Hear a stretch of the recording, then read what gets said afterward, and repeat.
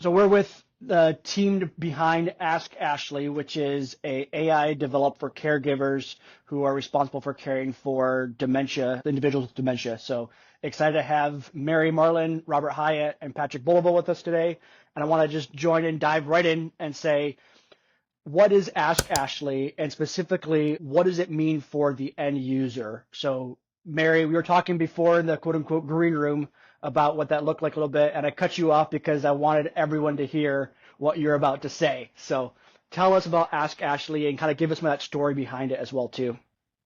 So, AskAshleigh is an extension of our family caregiver support program specialist. She has a caseload of about 100 participants, and we have a need of probably 100 times that within our whole region. So that might be a slight exaggeration, but to understand that she's only one person and can only answer so many questions. So the need was great to be able to expand her services and the education that she's able to provide within our 5 county region. And so I personally did not foresee that I would need AskAshleigh anytime soon.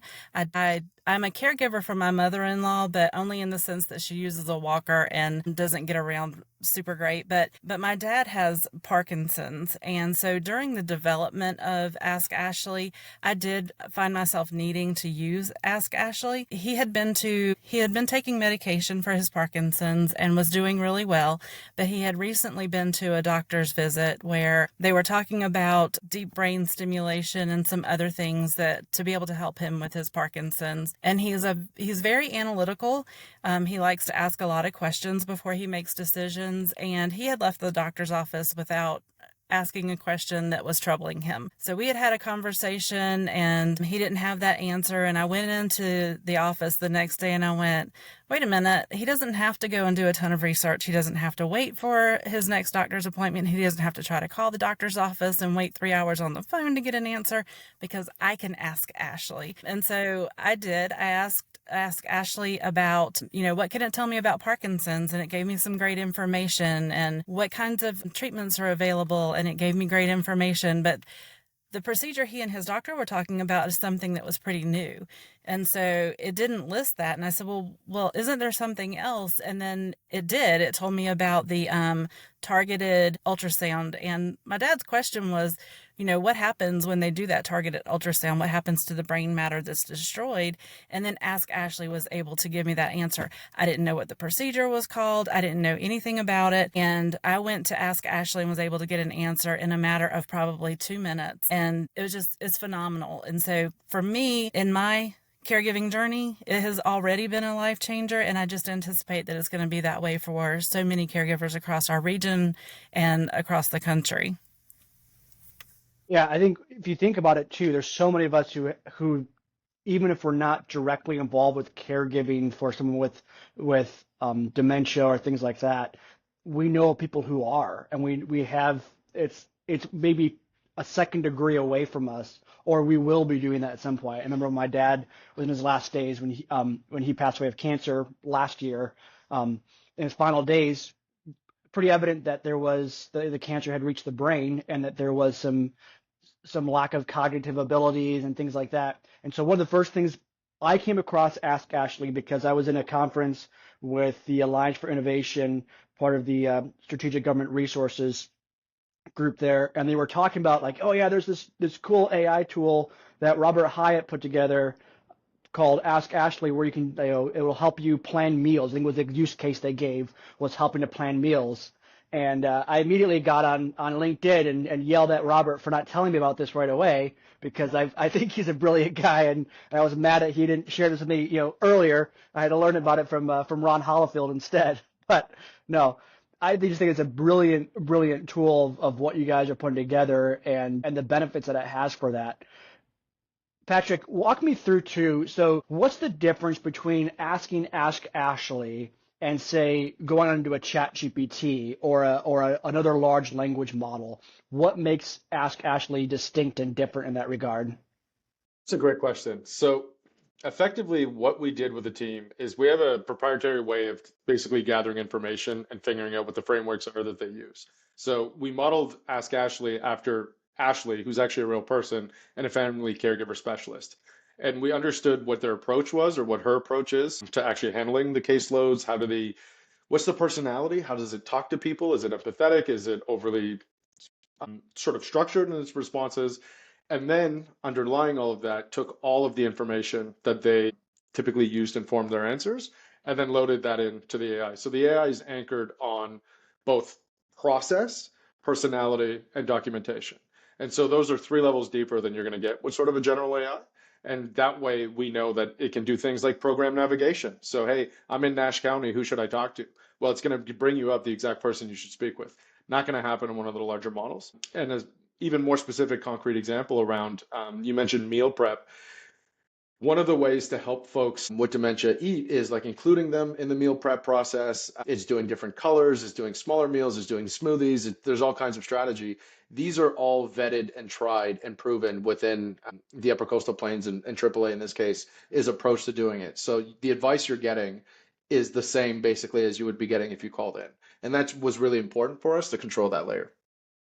So walk me through this idea of it's based on a personality. I think that's kind of a unique thing there. Something I don't see in maybe other AI models is you have a real person, like Ashley is a real individual, and Mary or Robert jump in here if it's an employee in UpCog or not. But what does it mean that you've trained this model based on the personality of a real person? That's a little unique, I think, compared to other models there. I'd love to tackle that. So Yeah, please do. when you are talking to AskAshleigh, it was important for us to make sure that it was empathetic, that we were addressing not just the concern that the caregiver had, but also addressing the needs that the caregiver themselves has as far as their personal health and are they taking care of themselves? Because we know that so many caregivers actually pass before their loved one does. And so when we were designing AskAshleigh and we were looking at the responses that it was giving and kind of vetting those, we're like, well, Ashley probably wouldn't say that, or Ashley probably wouldn't start there with her education on this particular issue. And so we were able to go back and forth and say, well, we don't want a wall of text. We want enough to get them started. We want for the AI to be empathetic, but we don't want it to be patronizing. And so we worked together really well to make sure that when we were finished, we had a product that people could appreciate. Like, they love Ashley. When they call Ashley, they know that she cares about them. They only want to talk to Ashley. They don't want to talk to me. So we wanted an AI that they would want to talk to. And so that's what we've been able to provide. That's awesome. And Patrick, too, from the technical side of things, how is that done? What does that look like? What are some of the struggles and things like that went through in training an AI based on a personality? Because it's not like you can give it a load of text or a load of information to put in there. You're really getting to tonality and things like that. A lot of sort of hidden tricks that we have to enable these things. AskAshleigh was the fourth one that we had done in this particular way. So we kind of figured out how to really get the model working together. But I think it really lies into the parts that I can maybe talk about more publicly in the quality assurance side of the way is what we would do is provide Mary and Ashley a list of question and answer outputs and then have our proprietary sort of AI analyze it, make sure that it meets whatever minimum spec, and then they would obviously get it and they could review it. And what was super helpful is getting the language right. And there's certain words and ways of saying things in North Carolina that are a bit different than, say, Georgia or Oregon. And so we had to make sure that it was regionalized in language, which is actually a really big piece. And to Mary's point, that there's a difference between empathy and patronizing. And so figuring out that line, when to apply it, when not to apply it, and really that sort of emotional IQ, I'll say, level was really important. And so, yeah, we worked through a process to get that out of them, to really understand it. And once we deeply understood it, then we kind of went to work. And I think Mary brought up a really good point there of, as she said, it's great when you don't have to ask, you don't have to know everything and the tool kind of understands you. And so we spent a lot of time centering on the caregiver. What are they going to need? What are they thinking about? The last thing they want is to fill out yet another form of 15 questions to try to feel understood. So how do we get that part out of the way, and how do we just understand them out of the hop? So we spent a lot of time on like, what kind of qualifying questions do we need to ask really? Because at the start, Mary and Robert, I'm sure you'll remember, we had kind of a long list, and then we kind of looked at it and said, well, okay, but what do we actually need here from a first principle standpoint? Where can we go? And then once we kind of trimmed that out, we got to the point where, okay, this is great because it's getting really tactical information for the caregiver on how to provide better support, which is amazing. But what about the caregiver? Ashley would ask them about how they're doing and what's going on, and do they need respite, and do they have access to vouchers, and et cetera, et cetera, et cetera. And so when we caught that, that was a really good side of the QA, which was like, well, wait a minute.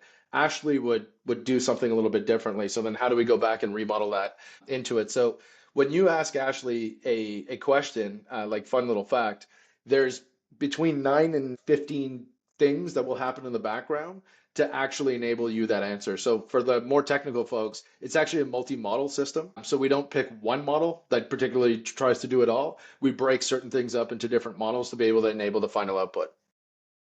That's incredible. So I can kind of wrap my head around in a very imperfect sense. I'm not a technical guy, but I can kind of wrap my head around kind of what this does and how this works.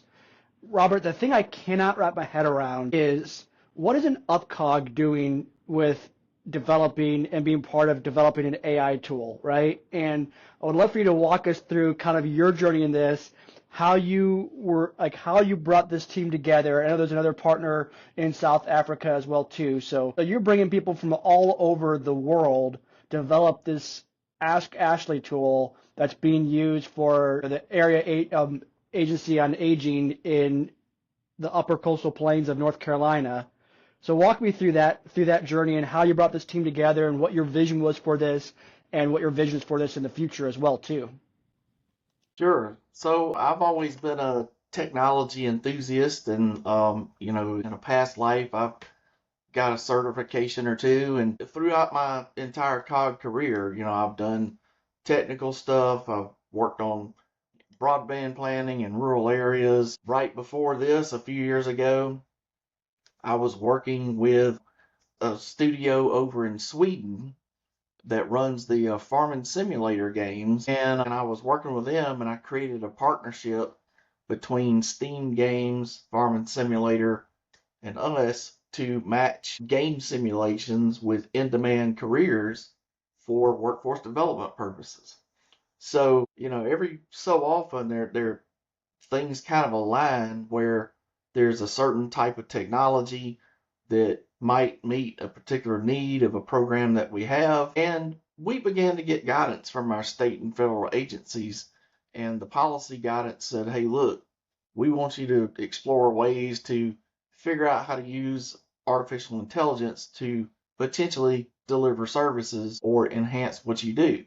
So I went over and got with Mary, and we were looking at what our budget resources were, and we felt like, hey, let's try something on artificial intelligence. So, how the environment was a year and a half ago. Everybody was kind of getting into AI. You were trying to figure out who was doing what.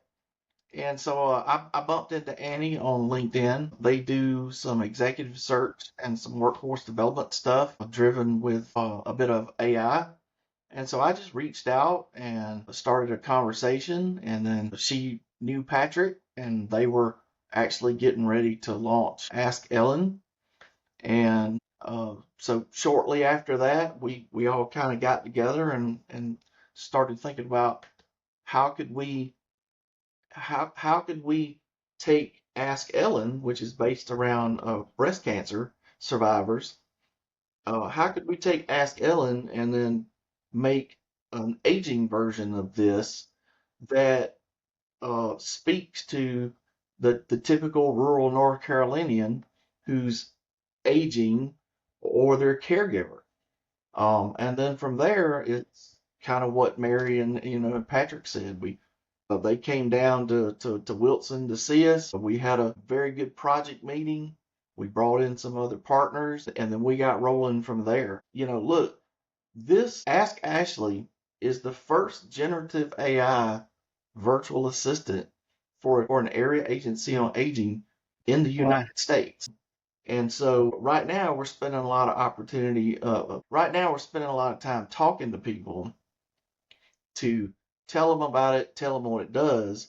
But we also have the ability to work with other units of government or other AAAs or employee health benefit plans or others. We have the ability to work with them to help them get their own version of Ask Ashley, customized for their area and their needs. So we do. We're real happy with our success, but we're also willing to share that and work with others if they would like to do so. That's absolutely incredible. Just the vision you had to bring that whole thing together. And Robert, I'm curious too if you can talk to you a little bit about the uniquenesses of the partnership you have with Patrick and the team there, just in terms of like it's not just a matter of like, hey, you had this idea and you develop something. You're kind of innovative in the way you've approached this too, from the business side of things too, that I think needs to be mentioned as well for local governments to understand. Robert, I'm curious about how you've developed this partnership agreement with the brains behind Ask Ashley. It's kind of unique, very innovative, and I'm hopeful you can kind of walk us through what that looks like and maybe some lessons learned for local governments who might want to do something similar. Sure. Well, every local government has the ability to go out and do some research and get some pilot projects going. We have other governments in North Carolina that are working with other types of AI vendors to roll out chat bots for customer service. We've got some that are, front-facing AI that are living on the county's websites, so on and so forth. I mean, things that, you've talked about with previous guests over the past year. A council of governments, at least how we're designed in North Carolina, we're like a Swiss Army knife. So we have the ability to work with any government or nonprofit or private sector partner, literally at any level, as long as we're doing something that benefits our region and our board approves our work scope. So, our board gave me the green light to explore AI, and so I have. So from an outreach standpoint, I kind of describe that. You go to where you think you can find people in a professional network who may be doing this. At that time, the AI grouping or where you found AI people in general, if it wasn't LinkedIn, I don't know where else you would have found them, because people were only just then beginning to talk about, and post about it. So now it's a little more organized. It's easier to find, influencers or people that are working in the space now. But, so for us, once we linked up with Annie and Patrick, really it was, hey, we're gonna make this a regional pilot project. We went and ironed it out through our procurement process, and for us, our procurement policy is compliant with federal procurement standards as well as the additional standards we have under the state of North Carolina. So we went out and procured them, and we developed this as a public-private partnership. So sometimes when local governments are doing something, they may not think about, can I develop this and then make it available to, other units of government who might like the service. But in a council of governments, we tend to think that way, because when we're doing something regionally, we're usually thinking about our next step is what other partners could we potentially be working with. So we went out and developed a public-private partnership, and then we developed that in a way where Upper Coastal Plain can be the government partner for other entities that want to get their version of Ask Ashley, and so they would literally work through us. If it's a unit of government, it's a simple intergovernmental agreement, a work scope and a budget.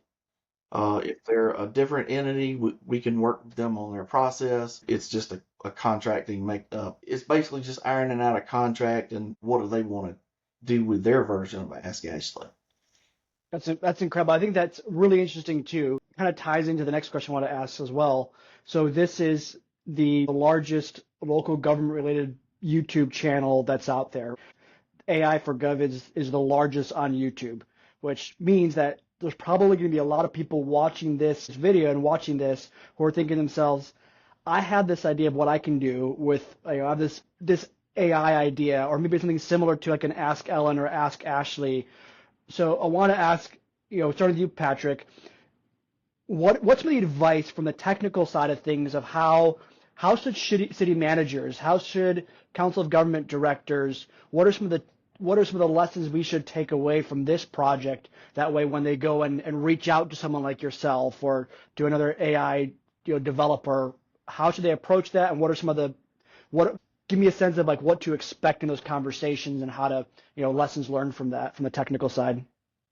I think I'll just go back to the way we did the contracts just to clarify a few things, because I think for your audience, this might be great. You don't always have to reinvent the wheel. So the way that we design this is that other areas, which will do targeted specific information for program navigation, they can onboard through an intergovernmental agreement, and you don't have to redo AskAshleigh. The goal was here to keep a lot of it, quite frankly, the same, but change the parts that would matter to that community, whether that's like linguistic style or whether that's actually like who should I talk to in this particular county. So that's really how we meant to make it easy at scale. Is if you like AskAshleigh and you wish it just gave program definition for you, we can do that. We geo-locked it to only North Carolina, because as we think about budgets, you start thinking about if Florida doesn't onboard the program, but their people really like it and they're hammering North Carolina's activity, well, how do you actually budget that? So the way we did it was sort of regionalized by design with a really easy scale point for others to be able to be onboarded. So just thought I'd clarify a few things there. In terms of how to get involved, I think Robert's got a course, quite frankly, in a book that he's written. So I would probably take a look at that, because it's taken from the perspective of sort of Robert's lens. From my more technical side of it, I think doing internal demos are a great idea, like just playing around with like, hey, how could we do things? But I really, really advocate for people to be very careful when they launch things publicly, because if you try to predict what people might put in a text box, that is a rabbit hole. And we have gotten some tools to say some really bad things, quite frankly, unfortunately, because they're just not thought of. Like the whole idea of like, it doesn't even need to be a prompt injection. It can just be something that you never thought of somebody would be asking. And now all of a sudden it's saying things that are kind of out of line with what you've said. So really, what I liked about Robert and his team and Mary is, I mean, we definitely protected against the downside, but we thought about what if it does work, but we did it ethically and carefully, and it was a stage release. We didn't go from like, this is a great idea to next week we're publishing this thing and, close our eyes and hope it works. So I think internal practice is a great idea, but be very careful when you kind of go outside. And further to that, my advice would be work with someone who's got undeniable social proof of having done this before, because AI companies are popping up left, right, and center, quite frankly, because it's like it's the industrial revolution all over again with an AI. And I think just make sure you're working with somebody who's actually can show you, not in like some contrived demo, but like some actual live things that people can go hit right now and use. I think that's really important, because you got to build the trust, because you only get one shot at sort of a first impression with an AI tool, especially given it's new, especially given it's sort of rolling out. So that would be my advice. Play with it internally as much as you want, but really vet your partners when you're thinking of launching something externally. I think that's a really important point you mentioned there too, Patrick, on vetting the vendors, right? And it's something I was teaching at Arizona State University yesterday for their certified public management course. And that's one thing we talked about was probably more important than a city's AI policy is having a criteria set up for how are you going to evaluate AI vendors and what's your criteria for that, and making sure that, like you said, because there's a lot of pop-up companies and a lot of them are pre-revenue as well. So who's to know whether or not they're gonna survive the years and survive the wave? And so making sure they're reputable, making sure that they have done it before, and it's not just an idea, right? That they have like, oh, I'm a software developer, I have a Google certification in AI, so I can do this, right? Having said and done it, and like you said, that first impression for AI is extremely important.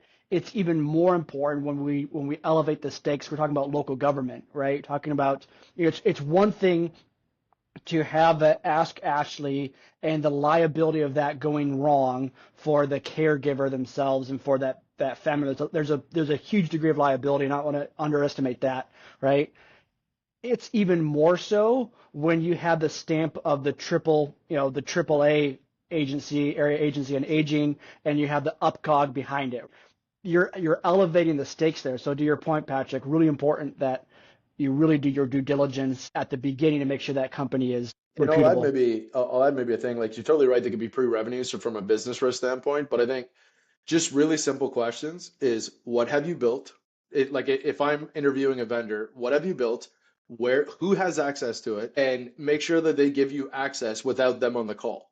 Because a lot of these companies are actually pre-product. They're pre-revenue, but they're also pre-product. They actually haven't even built anything that has been stress tested in any meaningful way. So if they can't let you go play with a tool by yourself to go see what it does and get weird with it to see what happens, that's red signs to me all over the place because they're going to tell you, well, oh, they're closed demos or they're closed betas with their clients. Again, you are launching this to a community, not a business. So you have to think about who has launched something and deployed it publicly, and can I actually trust them? I think that that's really critical to get right because a great idea with poor execution isn't going to end where it should have.